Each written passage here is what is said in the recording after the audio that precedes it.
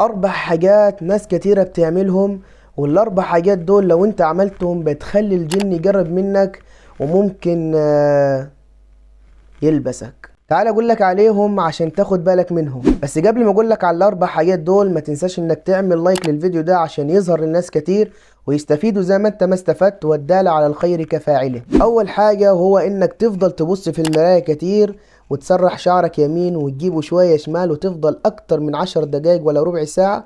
وفي بعض الناس بتقعد بالنص ساعة قدام المراية.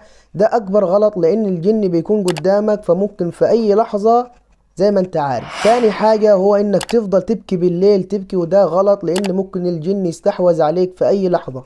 تالت حاجة وناس كتيرة بتعمل الحاجة دي انها تفضل تغني في الحمام تغني ويقول لك انا بدندن عادي ما فيهاش اي حاجة. ده اكبر غلط لان هو بيكون جنبك فممكن في اي لحظة برضو زي ما انت عارف. ورابع حاجة والاخيرة وناس كتيرة برضو بتعملها هو انك تنام عريان بالليل، وده برضو اكبر غلط لان الجن برضو ممكن يعجب بجسمك فيلبسك او يحصل مس. ربنا يحفظنا ويحفظكم.